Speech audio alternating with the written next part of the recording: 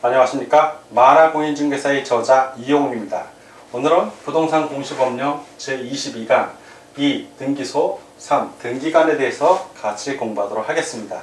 먼저 등기소는 여러분들이 다 잘 알고 계신 거예요. 등기 사무를 담당하는 국가기관을 등기소라고 얘기를 합니다. 등기소는 지방법원에 있는 등기과도 등기소고, 그리고 지방법원 밑에 있는 지원도, 거기 있는 등기계도 역시 등기소입니다. 왜? 등기 업무를 관할하는 것이 사법부이기 때문에 그렇습니다. 자, 그러면 이런 등기소의 설치, 폐지, 관할 같은 거는 뭘로 정하냐? 대법원 규칙으로 정합니다. 부동산 등기법에 따라서 위임받아서 대법원 규칙으로 정하는데, 그럼 먼저 우리가 등기소에서 제일 먼저 배워야 될 것은 첫째 관할입니다. 관할. 어디 관할이냐? 자, 등기 업무를 예를 들어서 서울에 있는 부동산을 등기하는데 부산 가서 등기하면 안 받아줍니다. 부산에 있는 등기소에서. 왜? 관할이 아니기 때문에. 자, 그러면 이 관할이라는 건 뭐냐면 관할 등기소 가서 부동산을 등기해야 되는 겁니다. 등기 업무를 할 때. 그 등기 사무를 관할하는 등기소를 관할 등기소라고 하는데, 이 등기 사무소는 어디서 관할하냐? 그 부동산이 있으면 이 부동산이 있는 소재지. 자, 부동산이 있는 소재지. 이 부동산 소재지를 관할하는 지방법원 또는 그 지원의 등기소에서 관할을 합니다. 자, 이 관할. 부동산 소재지에 있는. 자, 예를 들어서 제가 인천 남구에 있으면 인천 남구에 인천이 있고, 인천의 남구에 어떤 건물을 제가 하나 샀습니다. 땅을 포함해서. 그러면 자, 인천 남구에 등기소가 있다면, 남구 등기소가 있으면 이 남구 등기소 가서, 이 관할 등기소 가서 등기를 해야죠. 소유권 이전 등기를. 근데 옆에 그 중구 등기소가 있다면, 예를 드는 겁니다. 여기 가서 등기 신청을 하면 등기를 안 받아줍니다. 왜? 여기다 하라고 얘기를 해줍니다. 그 관할 등기소 가서 해야 등기가 유효하지, 관할을 벗어나서 하면 그 등기는 각하하거나 설사 등기가 되더라도 무효인 등기가 되는 겁니다. 자, 무효인 등기. 꼭 관할 등기소 가서 해야 된다는 것을 여러분들이 기억해 주시기 바랍니다. 자, 관할을 위반하면 등기는 이제 각하 대상이 되는데, 등기가 되어도 단연 무효이므로 그 각하 대상인 등기를 한 등기관은 직권으로 말소를 해버립니다. 등기가 안 된 거죠. 그러니까 관할을 위반하면 안 된다라는 걸 기억해 주시기 바랍니다. 그러면 이 관할 등기소, 자, 이 관할 등기소를 어떻게 지정을 하고 어떻게 위임을 할 것인가? 이 관할 등기소의 지정과 위임과 관련된 규정을 좀 보겠습니다. 자, 관할 등기소의 지정은 예를 들어서 한 개의 부동산이 한 개의 관할 부동산 등기소의 관할이면 아무 문제가 없죠. 그 등기소 가서 하면 되는데, 예를 들어서 한 개의 부동산이 있는데 관할이 여러 개, 이렇게 A 등기소, B 등기소, C 등기소 이렇게 나눠져 있을 경우, 그게 문제입니다. 이런 경우가. 자, 이런 경우에는 대법원 규칙으로 정하는 바에 따라서 등기소를 관할하는 요 해당 A, B, C를 다 관할하는 어디? 상급법원이에요. 상급법원의 장. 상급법원의 장. 자, 이게 지원이라면 지방법원장이 되는 것이고, 이게 지방법원이라면 고등법원이 되는 겁니다. 그 상급 하나 위에 있는 법원을 얘기합니다. 상급법원의 장이 관할 등기소를 지정해 줍니다. 예를 들어서 B 등기소가 이걸 관할해라라고 상급법원의 장이 지정해주면 지정이 되는 겁니다. 자, 상급법원의 장이 관할을 지정한다는 꼭 기억해 주시기 바랍니다. 그리고 대법원장은 예외적으로 어느 등기소의 관할에 속하는 사무를 다른 등기소에 위임하게 할 수 있습니다. 자, 지정은 상급법원의 장이 지정을 하는데, 어떤 위임을 A 등기소의 업무를, 관할 업무를 B 등기소로 위임을 할 수가 있습니다. 그럼 누가 한다? 이 위임은 대법원장이 하는 겁니다. 대법원장이. 자, 이렇게 위임하게 할 수 있다는 것도 역시 더불어서 알아주시기 바랍니다. 자, 그러면 관할이 변경되는 경우가 있어요. 자, 관할의 변경. 관할이 어떤 경우에 변경이 되는가? 늘 같은 등기소에 그 등기를 하는 업무였는 해당 부동산이었는데 관할이 변경되는 수가 있어요. 어떤 경우냐면 등기소가 신설이 된다든가 폐지가 돼. 내가 내 부동산을 관할하는 등기소에 등기를 해야 되는데 그 등기소가 폐지가 됐어. 그럼 다른 등기소에 해야 될 거 아닙니까? 이런 변경. 아니면 새로운 등기소가 신설이 됐다든가. 자, 신설, 폐지 아니면 행정구역 변경 등으로 인해서 관할의 변경이 올 수가 있습니다. 그래서 예를 들어서 A 부동산이 있는데, 자, A라는 부동산이 있는데, 이걸 관할하는 부동산이, 등기소가 처음에는 갑등기소였어요. 갑이라는 등기소였어요. 갑등기소. 그런데 이 관할이 바뀐 거예요. 을 등기소 관할로 바뀌었습니다. 이쪽이 아니라 이쪽으로 바뀐 거예요. 관할이 바뀐 거예요. 그걸 바로 관할의 변경이라고 합니다. 자, 이렇게 관할이 바뀌면 그 종전, 이전 갑등기소죠. 종전 등기소는 종전 관할 등기소는 전산정보 처리 조직을 이용하였죠. 전산망을 이용해서 그 부동산에 관한 A 부동산에 관한 그 등기 기록을 처리 권한을 바로 새로운 등기소에 넘겨줘야 되는 겁니다. 그것이 바로 관할의 변경이에요. 단순히 근데 행정구역이 변경되었지만 관할 등기소가 바뀌지 않는 경우가 있어요. 그런 경우는 관할의 변경이 해당되지 않습니다. 옛날에 이 변경이라는 용어를 전속이라는 용어, 옮길 전자, 옮겨서 소속된다 해서 전속이라는 용어를 썼는데 같은 말입니다. 지금은 용어를 쉽게 변경이라는 용어로 바꿔서 법이 되어 있는데 이전에 공부하던 분들은 헷갈리실 필요 없습니다. 전속이 변경으로 용어를 쉽게 했구나라고 이해를 하시면 되겠습니다. 그리고 행정구역이 변경이 되거나 행정구역 명칭이 변경이 된 경우에는 개인의 예를 들어서 내가 남구에 살고 있는데 남구가 새로운 구 이름으로 뭐 연숙으로 바뀌었다. 그건 내가 연숙을 하고 내 집의 주소가 연숙으로 바뀌었습니다 라고 등기소 가서 신고할 필요가 없다는 거예요. 등기 신청할 필요 없이 그거는 등기 기록에 변경 등기가 된 걸로 봅니다. 즉 관공서끼리 전자정보를 이용해서 관할 구역 명칭이 바뀌면 관할 그 토지대장 또는 건축물대장을 관리하는 그 소관청에서 등기소로 보내줍니다. 정보를. 그러면 관할 행정구역 명칭을 등기소에서 알아서 변경해 주기 때문에 여러분들 그런 건 고민할 필요가 없습니다. 그러나 행정구역이 변경이 돼도 그 등기 기록에 기록된 행정구역 또는 그 명칭에 대해서 변경 등기가 있는 것으로 본다라는 정도는 꼭 알고 계셔야 되겠습니다. 자, 이제 등기사무를 정지하는 거하고 등기사무의 처리에 대해서 같이 좀 알아보겠습니다. 자, 등기사무를 정지하는 경우가 있어요. 정지. 자, 뭐 아무 때나 정지하는 건 아니겠죠. 뭔가 자, 이 등기소가 뭘 하는 곳이다? 등기사무를 하는 곳인데, 자, 등기사무를 담당하는 국가기관인데, 이 등기사무를 정지할 수가 있어요. 잠시 안 한다는 얘기죠. 정지, 스톱, 올스톱인 거예요. 자, 어떤 경우에 이거는 그 대법원장이 이걸 정지를 명령할 수가 있는데, 등기소에서 등기사무를 정지할 수밖에 없는 사고가 발생했을 때, 뭐 천재지변이라든가, 뭐 전쟁이라든가, 뭐 이런 그런 게 났을 때입니다. 그런 천재지변 같은 거.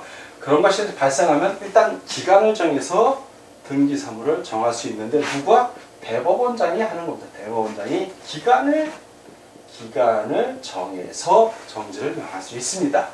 자, 그리고 이제 등기사무는 누가 처리한다? 이 등기사무를 처리하는 사람들이 바로 등기관이에요. 등기사무를 처리하는 사람들이 누구다? 이 처리하는 사람이 등기관입니다. 등기관. 자, 등기관이 등기사무를 처리하는데 등기관은 어떤 식으로 처리하냐? 바로 전산정보 처리 조직. 자, 전산정보 처리 조직을 이용합니다.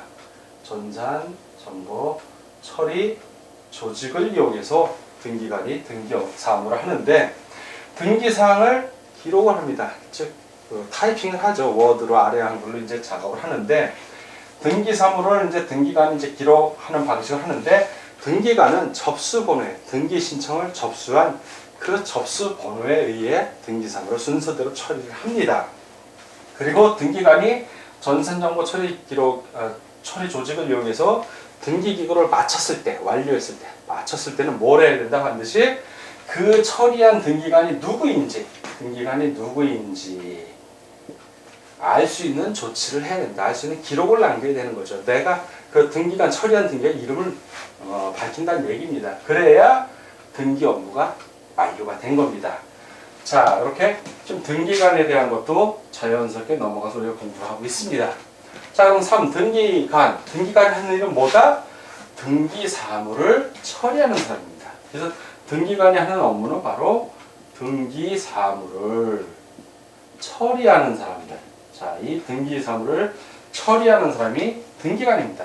그럼 등기관은 어떤 사람이 등기관인가? 어떤 사람이 등기 사무를 처리한다는 건 알겠는데 도대체 누가 등기 사무를 처리하는가? 누가 등기관인가? 바로 등기관은 그 등기소에 근무하는 사람 중에 이제 법원 서기관이라든가 등기 사무관, 등기주사, 등기주사보 중에서 그 지방법원장 또는 지원장이 지정한 자로서 등기 사무 처리하라고 지정한 자를 말합니다. 그 사람들이 바로 등기관이에요. 그리고 이 등기관이 업무를 함에 있어서 등기관의 업무 처리를 할 때 일정 정도 제한을 하는 게 있어요. 왜? 등기관이 자기가 그 등기소 관할에 있는 그 건물을 하나 샀어요. 토지를 사거나. 그럼 소유권 이전 등기를 하는데 자기가 자기 거 소유권 이전 등기를 하면 좀 이상하잖아요. 그래서 제한을 둡니다. 본인이 할 때는 어떤 제한을 두는데 어떤 경우냐? 등기관 자신인 경우가 있고, 첫 번째 등기관 자신인 경우가 있고, 두 번째는 등기관의 부인이나 남편일 수 있죠. 배우자, 등기관이 여자인 경우는 남편일 것이고, 등기관이 남자이면 아내가 되겠죠. 자, 배우자 또는 등기관의 사촌 이내, 사촌 이내의 친인척들, 이런 사람들. 자, 등기관은 자기 또는 배우자 또는 사촌 이내의 친족들이 등기 신청을 할 수가 있어요. 이런 사람들이. 자, 등기 신청을 합니다. 그럼 이런 등기 신청을 하면 그냥 등기를 할 수가 없어요. 등기 사무를 처리 못하고, 이럴 때는 배우자도 아니고, 자기는 물론 더더구나 아니고요. 사촌 이내인 사람도 아닌 사람으로서 그 등기소에 소유권 등기를 한 성년자 2인 두 사람입니다. 자, 2인의 성년자, 2명의 성년자, 어른이란 얘기죠. 미성년자가 아닌 사람입니다. 자, 소유권 등기를 한 성년자가 그 참여가 있어야만 할 수 있어요. 참여가 없으면 등기할 수 있다 없다? 없습니다. 그것이 바로 제한이에요. 등기관의 등기사무 처리의 제한입니다. 그래서 등기관 그의 배우자 또는 사촌 이내의 친족이 등기 신청을 할 경우에는 그 관할 등기소 안에 소유권 등기를 한 자로서 2인 이상의 성년자가 보는 데서 등기 사무를 처리해야 되는 거예요. 자, 그래서 등기관이 이런 경우에 2인 이상의 성인자가 보는 데서 이를 처리하고 뭘 만든다? 조서를 만들어요. 조서한 서류, 참여조서라고 합니다. 2명의 성년자가 참여했기 때문에 이런 조서, 참여조서를 작성해서 이 참여한 2인의 성년자하고 함께 서명하고 날인해야 됩니다. 날인해서 그리고서 등기를 해야 돼요. 다만 근데 또 규정이 이 2인의 성년자가 참여하지 않고 등기를 했어요. 만약에 이 경우 등기관이나 배우자, 사촌인의 친족이 등기 신청을 해서 등기관이 2인의 성년자 없이 등기를 한 경우는 어떻게 될 것인가? 자, 그렇게 한 경우라 하더라도 무효인 것은 아닙니다. 무효인 것은. 즉 유효합니다. 왜? 물권 행위가 있고 그에 대응하는 등기가 있기 때문에 유효한 등기가 된다는 걸 꼭 기억해 주시기 바랍니다. 다음은 이제 등기관의 책임에 대해서 같이 공부해 보도록 하겠습니다. 등기관이 등기 업무를 하는데 공명정대하게 하고 등기 신청인에게 피해를 주면 안 되는데, 자, 등기관이 등기 업무를 하는데 등기관이 고의 또는 과실로 등기관이 뭘 잘못한 거예요. 고의 또는 과실이야. 그러니까 두 개 다 이어도 되고 둘 중에 하나여도 됩니다. 누구에게? 신청인 또는 타인 또 이해관계인 뭐 다에게 피해를 줬을 때 피해, 과실로 손해를 끼치면 등기관이 손해배상한다, 국가가 한다. 이건 등기법에 안 나와있지만 국가배상법, 공무원이잖아요. 공무원. 누가 한다? 국가가 배상을 하는 거예요. 손해배상을.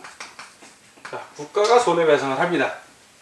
그런데 배상을 했는데 이 과실이 둘로 또 나뉘어. 하나는 경과실, 또 하나는 중과실.